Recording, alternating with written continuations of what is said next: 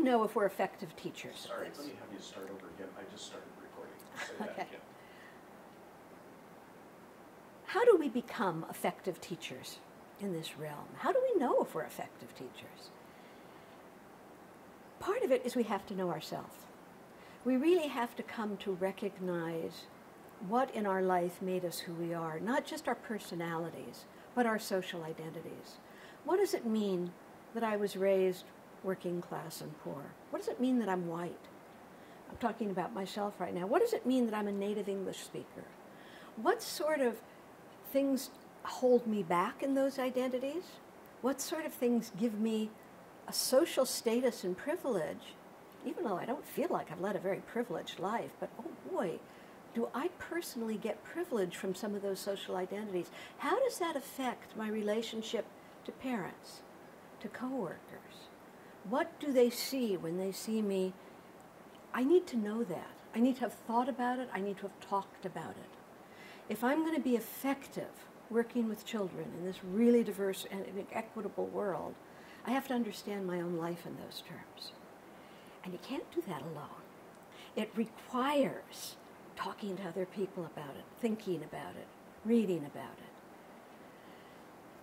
It means opening up to both honoring your own history, your own past, and being open to other things. And knowing that culture is not fixed. It's not something that is. It's always changing. We get to choose what pieces of our culture we bring into our daily life and which ones we say, enough. That's not coming with me into the next generation. But this I treasure and I'm bringing with me. We get to do that because culture is always changing. We can be proud of our history and our culture and our racial identities and our language without it being a box we're stuck in. It also means we have to be open to learning from everybody else, particularly people who are different than we are. It's so easy to get defensive, and it's so easy to get scared and angry. But when we do that, we don't hear. We don't have a chance to broaden what we know by seeing it through somebody else's eyes. My daughter's second grade used to have a slogan that said, "All of us are smarter than any of us." Great slogan. When we have different people who see the world differently, as a group we know more than we know individually. So when I put out a cornmeal table for the kids to play with, or I put out beautiful colored beans for kids to glue, I felt like I was being a good early childhood teacher.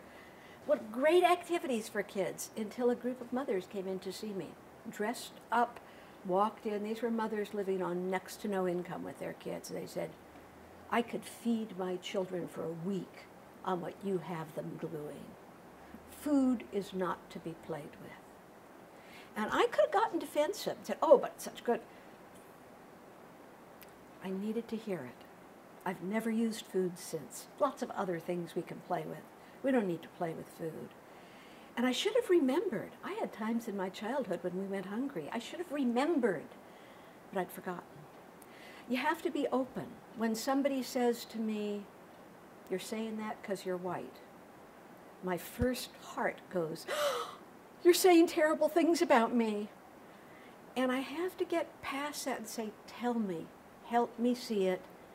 Or if they don't want to, I need to go to somebody else and say, "Help me see it," because I will see the world bigger if I can see it through somebody else's eyes. We have to do that for ourselves. We have to give ourselves the gift of being able to hear those things, which may mean that later I sit down and cry.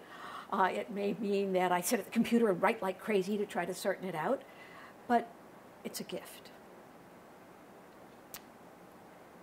And in the community of our children's program, let me start that over so there's no "and" in front of the sentence. In the community of our children's programs, often we make some effort to hire a diverse staff. Colleges do that a lot.